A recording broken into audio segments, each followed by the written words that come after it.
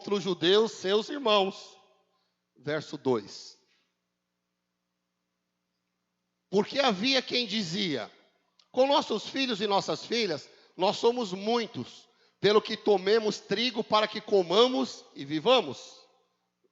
Também havia quem dizia: as nossas terras, as nossas vinhas, as nossas casas, empenhamos para tomarmos trigo nesta fome. E verso 4. Também havia quem dizia: tomamos dinheiro emprestado até para o tributo do rei, sobre as nossas terras e as nossas vinhas. Vamos fazer um parente aqui, querido. O povo aqui está clamando. O povo aqui, meu irmão, eles estão lá na cidade de Jerusalém, estão reconstruindo a cidade, mas agora há uma injustiça no meio do povo. Está acontecendo uma injustiça dentro da cidade de Jerusalém. Então o povo, ele começa a clamar, ele começa a reivindicar, ele começa a clamar porque ele entende que há uma exploração. E o povo então começa a clamar, interessante agora, entre os próprios judeus, entre os próprios patrícios, como eles se chamam, entre a própria comunidade judaica, há um clamor do povo por injustiça. Nós estamos vivendo dias, querido, que você pode pensar, dias de injustiça, dias onde muitos estão ganhando muito dinheiro, onde muitos estão se aproveitando da pandemia para fazer coisas erradas, para subfaturar coisas públicas, estão ganhando milhões, não estão preocupados com a saúde do povo, só estão preocupados com o bolso deles. Mas fica tranquilo, meu irmão, da justiça de Deus ninguém escapa, amém? Nós ficamos às vezes indignados, revoltados com o comportamento de certos políticos, mas Deus que tudo vê, Deus fará justiça no tempo dele. Amém, queridos? Fica tranquilo. Agora, o povo começou a clamar. Talvez você está clamando também. E nós precisamos clamar mesmo. Porque a Bíblia diz no livro de Jeremias 33:3 o quê? Clama-me e eu responder-te-ei. E anunciar-te-ei coisas grandes e firmes que vocês ainda não sabem. Aleluia! Quando clamamos, Deus responde. E Ele revela coisas que nós ainda não sabemos. Em outro versículo da Bíblia, Deus diz assim: vocês estão nessa situação porque não há quem clame restitui. Muitas vezes, querido, nós estamos tendo roubos, perdas e não temos clamado por restituição. E a Bíblia fala: vocês não têm quem clame restitui. Então, nesta manhã, nós vamos clamar, baseado em Jeremias 33:3, clamando o quê? Restitui, restitui, restitui, Senhor. Queremos o que é nosso, queremos tudo que foi roubado de nós, que haja restituição. Amém?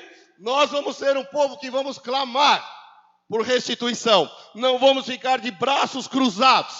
Não, irmão. Nós vamos como esse povo fez. Eles clamaram, nós também vamos clamar. Porque assim como esse povo estava, muitos nos dias de hoje, no mundo todo, nessa pandemia, nessa crise, nesse desemprego, muitos não estão falando que é um ano só para sobreviver. Muitos estão precisando de alimento para sobreviver. E às vezes você pensa: Senhor, como é que eu vou pagar as contas? Como é que eu vou comprar comida? Como é que eu vou fazer supermercado? Está tudo tão difícil. E a Bíblia diz que Deus cuida até dos passarinhos. Quem já leu esse versículo na Bíblia?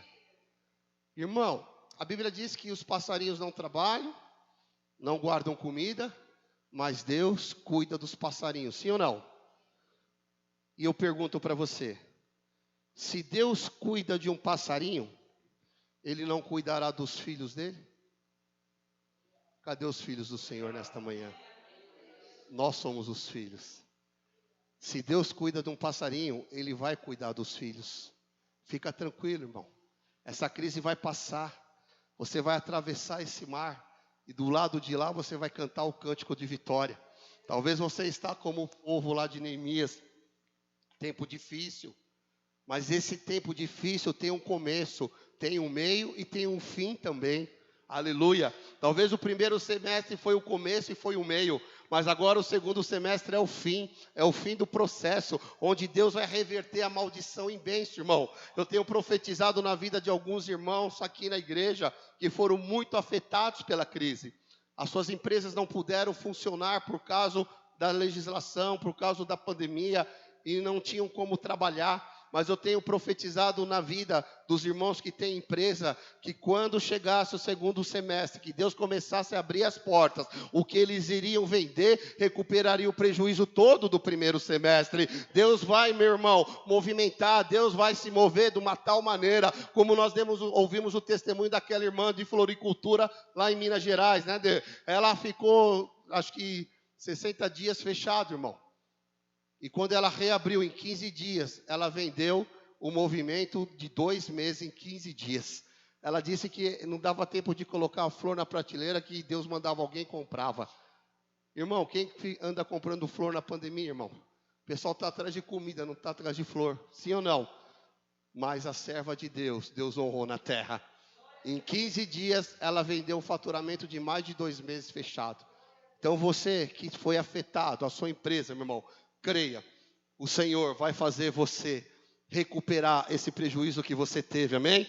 Deus vai começar a mandar clientes do norte, do sul, do leste, do oeste. E você, se você crer, se você acreditar, haverá restituição sim, haverá restauração sim. Você pode ter perdido 1, 2, 3 clientes, mas Deus manda 4, 5, 6, 10, 20, porque Ele é Deus, amém? Aleluia! E Ele se move a favor dos seus filhos na terra, querido. Deus cuida, Deus está cuidando. Talvez você tenha passado noites intermináveis de preocupação. Talvez, meu irmão, só você e Deus sabe, noites que você não conseguiu dormir. Talvez você passou noites chorando, mas nesta manhã o Espírito Santo, ele vem para te consolar. O Espírito Santo vem para te lembrar. Bem-aventurados que choram, porque eles serão consolados. Aleluia! Louvado seja o nome do Senhor, queridos. A Bíblia diz assim, meu irmão, eu sei que tem gente aqui que tem chorado. Ou por enfermidade, ou pela área financeira, ou pela família, ou por alguma área na sua vida, tem te trazido preocupação, tem te trazido tristeza e tem te trazido choro também. Mas o Senhor tem uma palavra para você nesta manhã. O seu choro pode durar uma noite toda, mas a alegria virá pela manhã. Aleluia, querido. Esse é o nosso Deus. Nessas pandemias, querido, tanta gente como o povo de Jerusalém, eles começaram a hipotecar suas casas. Quantas pessoas tiveram que hipotecar suas casas? Quantas pessoas tiveram que refinanciar os seus veículos para que transformar em dinheiro para sobreviver, assim como eles estavam fazendo? Nesse primeiro semestre, quanta gente teve que vender casa, vender carro, empresa até, irmão. Quantas empresas fecharam? Quantas igrejas fecharam, irmão? Vocês não têm ideia. Até a igreja fechou. Empresas, então, irmão, tantas empresas que fecharam. Empresas de 20, de 30 anos, empresas de família, por causa da crise, tiveram que fechar as suas portas. A carga de tributos aqui no Brasil é muito grande e aquele povo estava reclamando. Olha, nós temos que pagar muito tributos ao rei. Eles passaram o que nós passamos também. Parece que essa Bíblia foi escrita ontem. E às vezes, irmão, quanto dinheiro você teve que pegar emprestado. E agora nós estamos naquele emaranhado, né? E aí a palavra vem nos dar um norte. Deus vem nos dar uma direção. E o Senhor vem falar para nós nesta manhã. Se prepara, porque o Senhor vai começar a mover negociações ao teu favor. Deus vai começar a dar estratégias ao seu favor. Vocês que estão aqui, irmão, tem uma direção de Deus. Comece a renegociar. Deus vai dar graça a vocês. Aleluia. Não desanime. Não se abata com o primeiro não que você receber. No primeiro mês da pandemia, irmão, quando eu falei com o proprietário, falei, olha, a igreja está fechada. O povo não vem na igreja. Se o povo não vem na igreja, eles não ofertam, não dizimam. O que você pode me ajudar no aluguel? Sabe qual foi a resposta do proprietário daqui? Pastor, não quer, entrega a chave e vai embora, irmão. Essa foi a primeira resposta que eu tive no primeiro mês da pandemia. Eu me desesperei? Não. O que eu fui fazer? Orar. porque eu sei que a porta que Deus abre, só Ele fecha. Amém? Fomos orar, ainda falei para a diretoria da igreja, se Deus ainda não moveu o coração do proprietário ao nosso favor, Deus vai mover outras situações para que a gente possa honrar o aluguel da casa e não vamos ser envergonhados. Irmão, nesse mês da pandemia, que foi o primeiro mês, um dos mais difíceis, Deus abençoou alguns irmãos da igreja de causas na justiça, de 10 anos que estava parada. Pastor, eu quero dar o meu dízimo, mas dízimo do quê? Uma causa que estava na justiça há 10 anos, pastor, Deus liberou agora. Aí Deus abençoou um outro, falou, pastor, esse foi o mês que eu mais vendi. Eu falei, irmão, que país você está? O Brasil está em crise, pastor, mas esse mês foi o mês que eu mais vendi. Então Deus mandou a provisão, irmão. Então não se abata com o primeiro não, vá de novo, renegocie. Deus vai te dar estratégia, Deus vai te dar direção. A Bíblia diz que Deus coloca o coração do rei na mão e pende para onde ele quer. Deus está dizendo nesta manhã, vai renegociar, eu te dou estratégia, eu vou colocar o coração das pessoas na minha mão e vou pender a favor de vocês. Amém? Aleluia. Você tem que entender que Deus está se movendo nesses dias, irmão. Ao mover de Deus sobre o povo de Deus na terra. Você tem que agir por fé. Seja ousado. Ligue, negocie, peça desconto, renegocie, irmão. Deus vai dar graça para você. Deus dá graça para o povo dele. Quando o povo de Israel foi sair do Egito, Deus deu graça para o povo de Israel, que os egípcios começaram a dar ouro, começaram a dar prata, começaram a dar utensílios para eles. E o povo de Israel, que era escravo no Egito, saiu rico do Egito, porque Deus deu graça ao povo dele. Estamos em tempos e dias que Deus dará graça ao teu favor. Amém? Glória a Deus. Vamos ler agora, Edevan, por favor, do 5 ao 8, continuando a mensagem aqui desta manhã. Vamos ver o que esse povo aqui, como é que ele resolveu essas questões. Vamos lá. Agora, pois, a nossa carne é como a carne de nossos irmãos, e nossos filhos como seus filhos. E eis que sujeitamos nossos filhos e nossas filhas para serem servos. Em outra versão está escrito escravo. E até algumas de nossas filhas são tão sujeitas que já não estão no poder de nossas mãos, e outros têm as nossas terras e as nossas vinhas. Olha, gente, eles não tinham mais nada aqui, hein? Vamos lá. Ouvindo eu, pois, o seu clamor, e essas palavras muito me preocupei. Neemias está falando. Ele ouviu a reclamação do povo, ele ouviu o clamor do povo e ele se preocupou. Vamos lá. E considerei comigo mesmo no meu coração. Depois pelejei com os nobres e com os magistrados e disse-lhes, usura tomais cada um de seu irmão. E ajuntei contra eles um grande ajuntamento. E verso de número 8.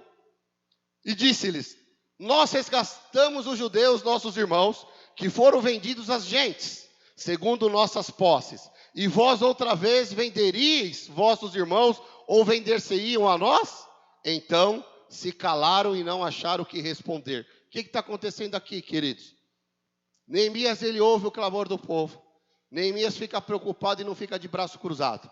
Agora Neemias, ele vai resolver essa injustiça que está acontecendo na cidade. Ele reúne os ricos, ele reúne os nobres, ele reúne os magistrados. Porque o povo está reclamando o quê? Já não tem casa, já não tem vinha, e alguns filhos deles estão como escravo. Não mais da Babilônia, agora escravo de outros irmãos judeus. E Neemias, então, ele não acha justo isso. Então Neemias, ele faz um ajuntamento, ele diz assim, olha, nós já éramos escravos lá na Babilônia. Agora não é justo que aqui na nossa terra, vocês continuem fazendo seus irmãos de escravos. E agora então, começa a ter um entendimento sobre nós que é muito importante. Filhos e escravos. Irmãos, vocês não são escravos. Nós éramos escravos do pecado. Nós éramos escravos de Satanás. Mas agora, você que recebeu Jesus como Senhor e Salvador, você não é mais escravo, você é filho. Você não é nem mais criatura, você é filho. E filho tem herança. Amém? O escravo, ele é obrigado a fazer. O filho faz porque ama o pai. O escravo é pago para fazer. O filho faz porque vê o pai fazer. Quem é filho, irmão, tem herança. Quem é filho, tem o que o pai tem. E o nosso Pai, o dono do ouro e da prata, Ele é o nosso Pai maravilhoso. E Ele veio te lembrar nesta manhã que você é filho. Sabe o que é filho, irmão? Quem é pai aqui? E quem é filho? Todo mundo, né? Mas você não faz tudo pelo seu filho? E tudo que é seu não é do seu filho, irmão? Você não trabalha para o teu filho ter um futuro melhor que você? Tudo que você vai deixar de bens não é para o seu filho? É a herança que você vai deixar? Filho é isso, irmão. Filho tem herança. Filho. Nós somos filhos. Essa palavra é tão forte, tão maravilhosa. Você é filho do Deus poderoso. Você é filha do Deus criador dos céus e da terra. Você é filha, meu irmão, do Deus de justiça, do Deus que é dono dessa terra, do Deus que sustenta esse universo, de um Deus que criou todas as estrelas e as chama cada uma pelo seu nome. Tu és filho de um Deus que diz às águas dos mares: vocês vêm até aqui e daqui você não passa. Você é filha de um Deus que criou montanhas, criou rios, animais. Você é filha de um Deus, irmão, o Deus do impossível, que quando opera ninguém pode impedir. Nós somos filhos desse Deus. Aleluia. Você não é mais escravo, você é filho. E você é herdeiro da promessa. Louvado seja o nome do Senhor. E eu sei, passamos por sofrimento? Sim. Deus tem visto, irmão. Agosto, estamos entrando no mês de agosto. Agosto é um mês para vigiar. Porque agosto é um mês de guerra. Agosto, geralmente, no calendário hebraico, é um mês difícil.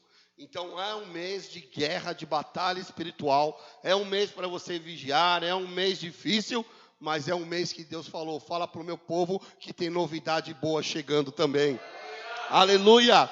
Isso é para quem crê, irmão. Anota aí na tua Bíblia, anota na tua agenda. Agosto, tem novidade boa chegando para você. Amém? Anota aí, para quando acontecer, você não falar: foi porque meu chefe abençoou, foi porque o governo me abençoou. Não, irmão, foi porque Deus te abençoou. E Ele avisou antes que novidades chegariam nesse mês da sua vida. Aleluia! Nós não podemos ser injustos como os irmãos aqui da cidade de Jerusalém estavam sendo injustos. Nós não podemos ser avarentos, querido. Nós não podemos ser gananciosos. Nós não podemos ser egoístas. No reino de Deus é o contrário do mundo. Aqui no reino de Deus, você dá primeiro para receber depois. Aqui no reino de Deus, você semeia primeiro para colher depois. O reino de Deus não é um balcão de negócio. Aqui você não compra a bênção. Não, aqui você vive o reino. Você é o reino. Até Deus semeou Jesus. Até Deus semeou o seu filho para colher você. Deus semeou Jesus para colher eu e você, querido. Olha que colheita maravilhosa. Porque Deus semeou o seu Filho amado, unigênito Jesus Cristo. A Bíblia diz que tudo que o homem semear, ele também colherá. Aleluia. Neemias, então, ele faz uma repreensão. E ele está convocando todo mundo e fala assim: olha, vocês precisam servir uns aos outros. Vocês estão explorando seus irmãos. Vocês estão fazendo seus irmãos de escravos. Nós tiramos seus irmãos de lá, dos escravos da Babilônia, e veio para cá, e vocês continuam sendo injustos, fazendo eles de escravos. Vocês não entendem que nós fomos chamados para servir. Neemias então faz um chamamento para o povo, para que todos sirvam, irmão. Aleluia. E não ser servido. O próprio Senhor Jesus veio para servir, amém? O próprio Filho de Deus veio para servir. Mesmo sendo Filho de Deus, Ele não usurpou o ser igual a Deus. Ele tomou a condição de servo e se transformou em homem. E Deus o exaltou sobre todos os homens. Aleluia! Deus exaltou José no Egito, sabe por quê? Porque José servia, irmão. Quando você vê a história de José, José servia seu pai, José servia seus irmãos, José serviu na casa de Potifar, José serviu na prisão e José serviu no palácio de Faraó. Aonde José passava, ele servia. E aqui está um segredo, está uma revelação de servir. O grande problema da igreja, e quando eu digo a igreja, não é só a nossa, a igreja de Cristo na terra, é que tem muitos para ser servidos e poucos para servir. Só que o evangelho é o contrário. Deus te chamou para servir e não ser servido.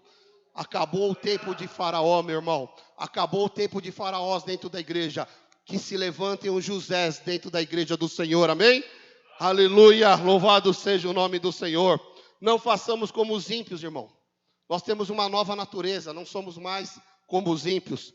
Nós tivemos uma conversão, nós temos um novo estilo de vida. A Bíblia diz que quem está em Cristo Jesus, nova criatura é. As coisas velhas se passaram, eis que tudo se fez novo, aleluia. Nós somos filhos de um Pai de amor. Nós somos resgatados, irmão, não por ouro ou prata, mas nós somos resgatados pelo sangue do Cordeiro. Nós somos comprados pelo sangue precioso de Jesus Cristo de Nazaré. Esta ceia que nós vamos participar hoje é porque Jesus me comprou, te comprou com o sangue dele.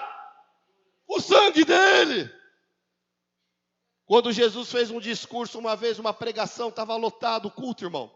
E Jesus falou, vocês terão que comer da minha carne e do meu sangue. Sabe o que aconteceu naquele culto? Foi todo mundo embora. Falou, a gente não suporta isso não. A gente não consegue te seguir não. Sabe quem ficou, irmão, no culto? Só os 12 discípulos. Você imagina, se eu falar alguma coisa aqui, vai quase todo mundo embora, fica um ou dois. Com Jesus aconteceu isso. Ele pregando. Quando ele disse isso, foi todo mundo embora. No meio do culto, nem esperou, nem tiveram educação de terminar o culto. Levantou e foi embora. E Jesus, quando olha para os 12, diz assim, e vocês que ficaram, quer ir? Pode ir também. Né? Se fosse outra, pelo amor de Deus, todo mundo já foi embora, fica pelo menos vocês. Jesus falou, não, vocês querem ir? Pode ir também. Aí Pedro toma a palavra e diz o quê? Senhor, para onde iremos, se só o Senhor tem palavras de vida eterna? Aleluia, irmão. Nós vamos participar sim do corpo e do sangue de Cristo, porque nós temos parte com Ele. Aleluia, porque esta mesa, até os demônios queriam participar, mas eles não podem, porque essa mesa é só para os filhos. Essa mesa é só para as filhas, querido. Vamos lá, Edevan, do 9 ao 12 agora, queridos. Vamos continuar aqui na mensagem. Verso 9, em nome de Jesus. Aleluia, diz assim a palavra do Senhor.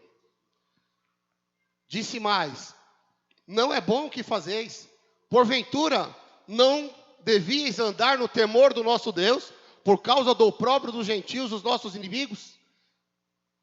Também eu, meus irmãos e meus moços, ajuro, lhes temos dado dinheiro e trigo, deixemos este ganho. Verso de número 11.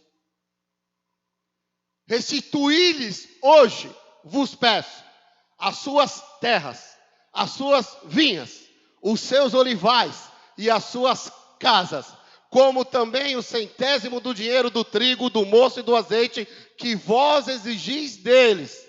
E o verso 12, para encerrar essa parte. Então disseram, restituí-lhe-emos e nada procuraremos deles. Faremos assim como dizes. Então chamei os sacerdotes e os fiz jurar que fariam conforme esta palavra. Olha o que está acontecendo aqui, queridos. Neemias chama todo mundo e fala assim, olha, vocês precisam restituir tudo para eles. Devolve a casa deles, devolve a vinha deles, devolve o imposto que vocês estão cobrando deles. Isso não é justo diante de Deus. E aquilo trouxe grande temor para os magistrados, para os nobres, para uma classe daquela cidade. Tanto é que eles ficaram quietinhos e falaram assim, nós vamos restituir tudo a eles. Pelo temor a Deus. E todos ficaram calados. Ninguém retrucou, ninguém contestou. O temor a Deus, irmão. A Bíblia diz que o temor a Deus é o princípio da sabedoria. Temor a Deus não é ter medo de Deus. É respeito. É obediência, é adoração. É quando você vai pecar, você sabe que Deus está ali. E aí vem um temor no seu coração. E aí você ouve a voz de Deus dizendo assim, não faça isso. Me respeite, porque eu estou aqui. Aí vem um temor. Aí você fala, não vou fazer isso. Sabe, queridos, temos que fazer o que é correto, sem jeitinho brasileiro, sem a lei do Gerson. Quem lembra da lei do Gerson? Deixa eu ver, levanta a mão. Só o Mateus? Ninguém lembra da lei do Gerson? Cadê os mais velhos aqui, gente? Olha lá. A lei do Gerson não era aquela lá, como que é a lei do Gerson? Tudo para levar vantagem. As pessoas fazem coisa para levar vantagem em cima das outras pessoas. Se chamava a lei do Gerson. Teve até uma propaganda na televisão. Nós, como servos de Deus, querido, não podemos negociar princípios. Não podemos se contaminar com a Babilônia. O nosso Deus é poderoso. Aleluia. Ele não precisa de jeitinho para te abençoar. Ele não precisa de gambiarra, de tramóia, de contaminação, de coisa errada, de mentira para te abençoar. Não, eu vou fazer isso aqui porque Deus... Não, irmão. Deus não precisa de nada errado para abençoar, amém? Ele é um Deus justo, Ele é um Deus da verdade. Aleluia. Nós temos que ajudar e se importar com nossos irmãos. Nós precisamos amar o irmão. Nós precisamos ter compaixão dos irmãos. Nós precisamos ter caridade. O que é caridade? Caridade é a expressão do amor. Quando você não ama só de boca, como você não ama só de palavras, mas você expressa o teu amor. Nós precisamos dar sem esperar nada em troca. Nós precisamos ser justos como Neemias foi justo. Nós precisamos entender uma coisa, irmão. Receber é bom, sim ou não? Quando você recebe uma oferta, recebe um presente, não é bom? Mas a Bíblia diz que melhor é dar do que receber. Olha que coisa extraordinária. Nós, nesta manhã, temos que fazer como esse povo está fazendo. Queremos de volta o que é nosso. Queremos a restituição das nossas vinhas, das nossas casas, dos nossos filhos, dos nossos tributos. Nós queremos de volta o que é nosso. Nós, querido, não vamos negociar com o inimigo nada. Lembra quando Moisés estava negociando com o faraó? O faraó falava, vai você, deixa os animais. Moisés falou, não, ou vai todo mundo ou não vai ninguém. Então o faraó falou, vai você, os animais e as mulheres, deixa as crianças. Moisés falava, não, ou vai todo mundo ou não vai ninguém. O faraó tentando negociar alguma coisa com Moisés. E Moisés diz assim, faraó, ou vai todo mundo ou não vai ninguém. Nenhuma unha vai ficar na sua mão, faraó. Irmão, não deixe uma unha na mão do inimigo. O que é deixar a unha na mão do inimigo? É quando você faz uma mentira, quando você faz uma trapaça, quando você faz algo errado. Hoje é dia de você consertar e reparar as coisas que tem que ser reparadas na sua vida. O título dessa mensagem é Tempo de Reparar Todas as Coisas. Se você fez alguma negociação com o inimigo, e você está preso, porque isso te dá legalidade para o inimigo te atacar e prender as suas finanças, prender a sua vida. Hoje é dia de você pedir perdão. Hoje é dia de você, meu irmão, reparar todas as coisas erradas e fazer aquilo que é certo fazer. Porque Deus não precisa de coisa errada para te abençoar. Ele tem poder para te abençoar. Amém? Aleluia. Louvado seja o nome do Senhor. Então, amados, que nesta manhã seja uma manhã de reflexão. Seja uma manhã onde você clame aquilo que é seu por direito, não negocie com o inimigo, porque Deus vai fazer.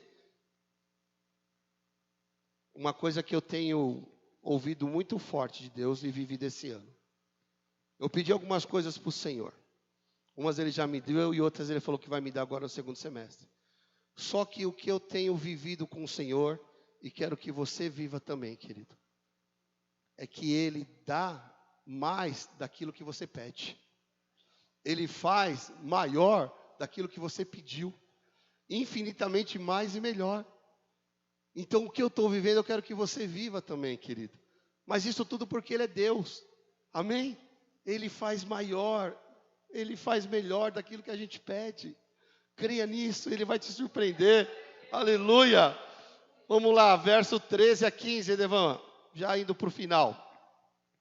Também o meu regaço sacudi e disse, assim sacuda Deus a todo homem da sua casa e do seu trabalho, que não cumprir esta palavra, e assim seja sacudido e vazio. E toda a congregação disse, amém, e louvaram o Senhor, e o povo fez conforme esta palavra.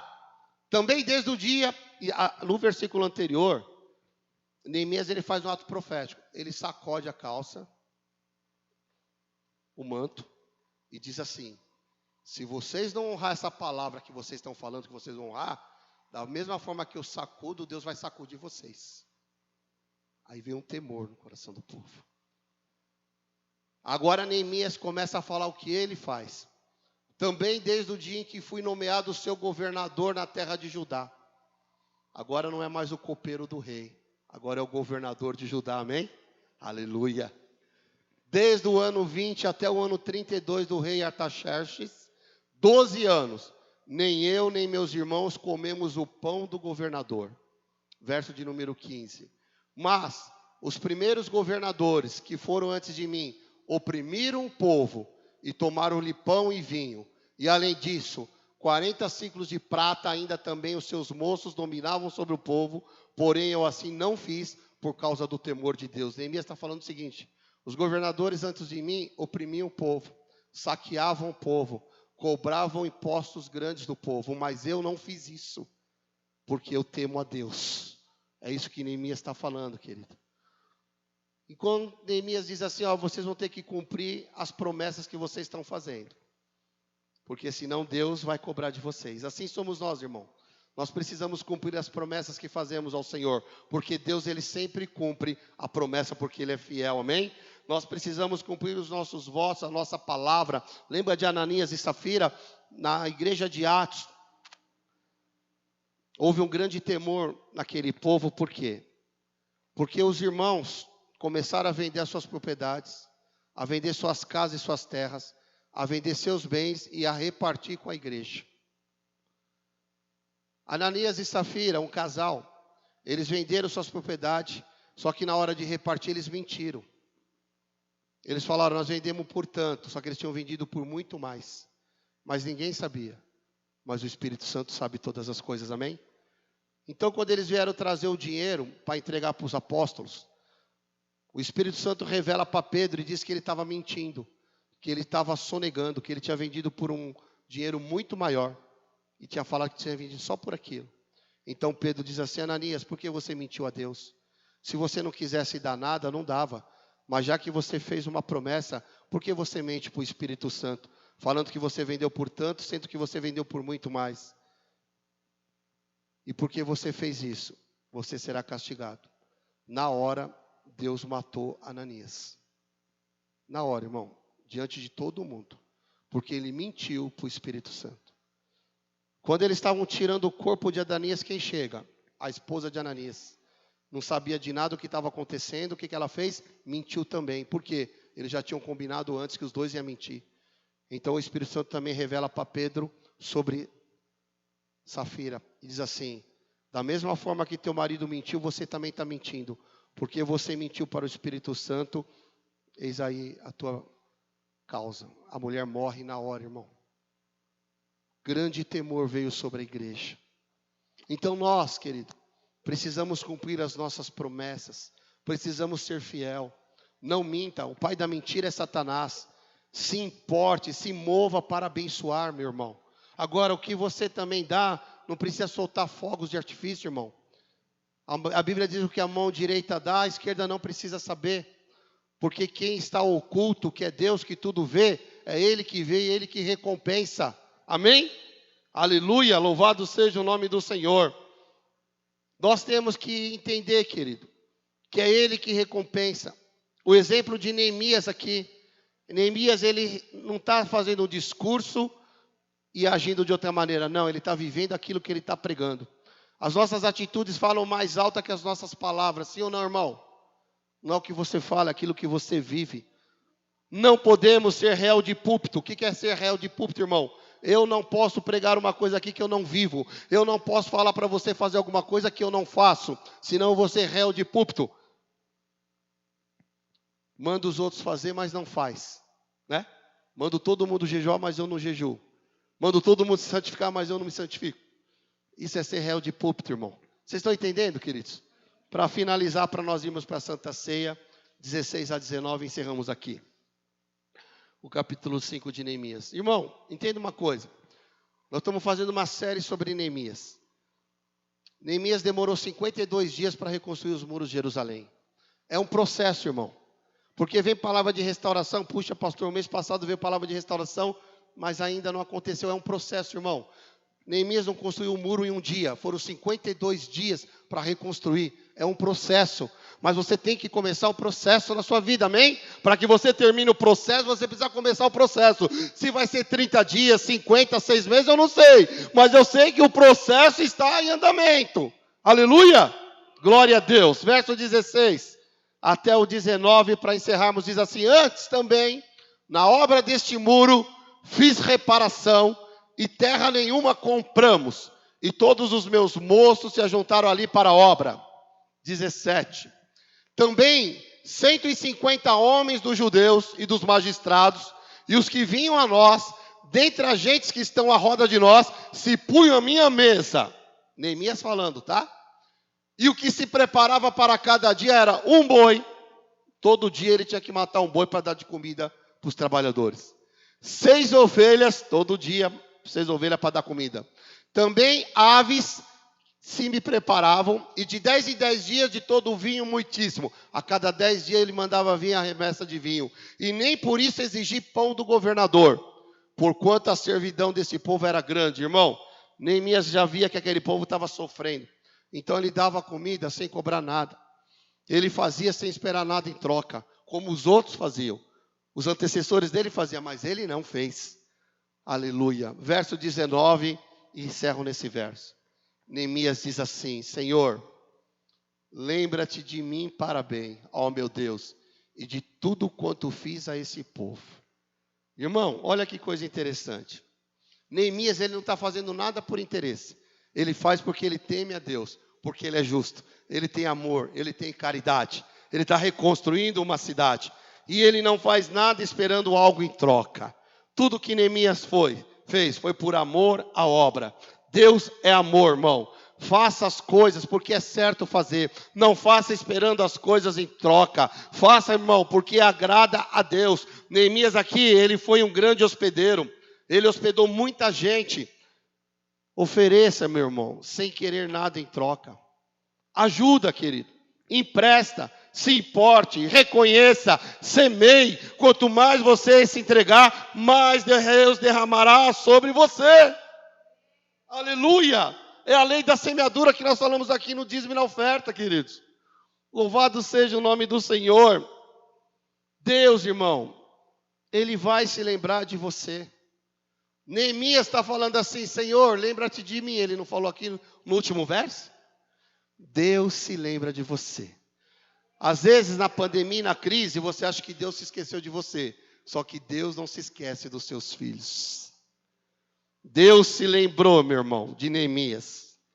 Deus não se esqueceu de Neemias. E Deus tirou Neemias de ser um copeiro lá na Pérsia e colocou Neemias como governador de Judá.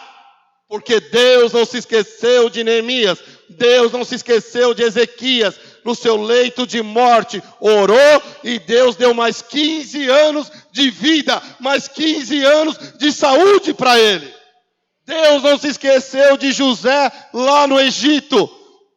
José estava na cisterna, depois foi para a casa de Potifar, depois foi para a prisão, mas Deus se lembrou de José. Deus não se esqueceu de José. Deus tirou José da prisão e colocou ele como governador de toda a terra. Irmão, entenda o que Deus está falando com você nesta manhã. Ele não se esqueceu de você. Deus não se esqueceu de Moisés no deserto, 40 anos de deserto, mas Deus tira Moisés do deserto e coloca como grande libertador do povo de Israel. Deus não se esqueceu de Jesus no túmulo. Deus ressuscitou Jesus dos mortos e o colocou assentado à sua destra, acima de todo principado, potestade e hoste maligna. Eu acho que essa merecia um aplauso para Deus, viu, queridos?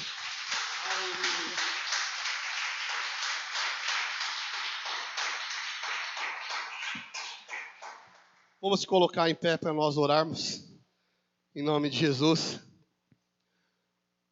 Eu pedi para separar um louvor. Toque no altar, olha para mim. De 4 minutos e 40 segundos. Irmão, Deus não se esquecerá dos seus atos. Deus não se esquece das coisas que você faz. Deus não se esquece daquilo que você semeia no reino dele. Deus não se esquece do seu trabalho. Deus não se esquece da sua fidelidade. Deus não se esquece da sua obediência. Existe, irmão, recompensas na terra. Existe recompensa no céu também. Existe uma salvação, aleluia. Existe uma recompensa. Existe um galardão. Existe uma vida eterna com Jesus no céu. Pode colocar, Edevan. E que nós chegamos como Paulo e dissemos assim: combati o bom combate, encerrei a carreira e guardei a fé. Amém? Deus tem o seu nome gravado na mão dele.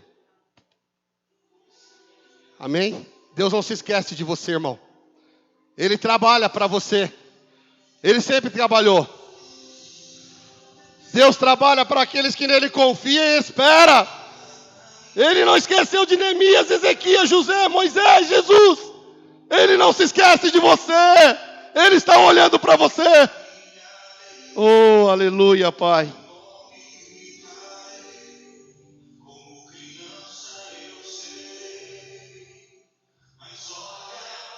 Neemias está falando: lembra-te de mim, Senhor.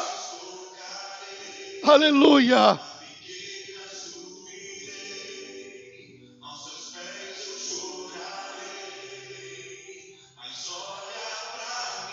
Ele está olhando para você. Aleluia.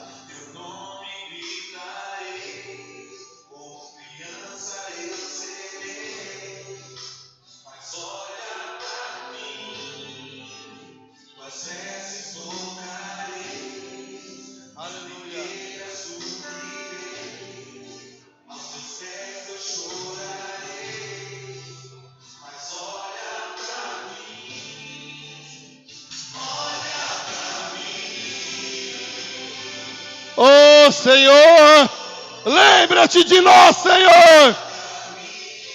Ele está olhando para você, querido.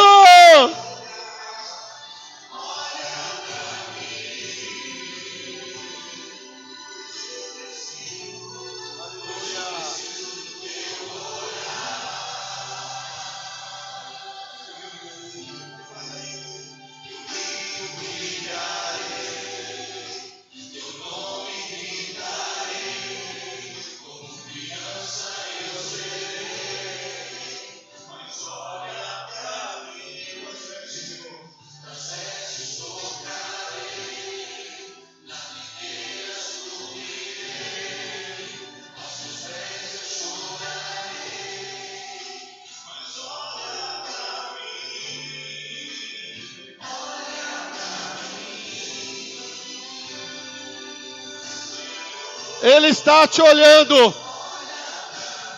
Ele está te vendo. Ele está cuidando.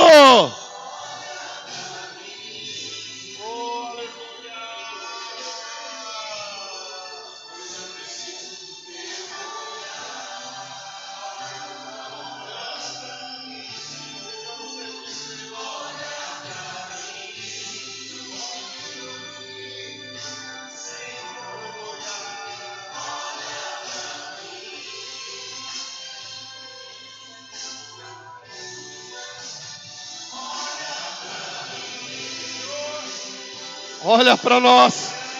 Olha para nós, Senhor. Nós precisamos. Nós precisamos.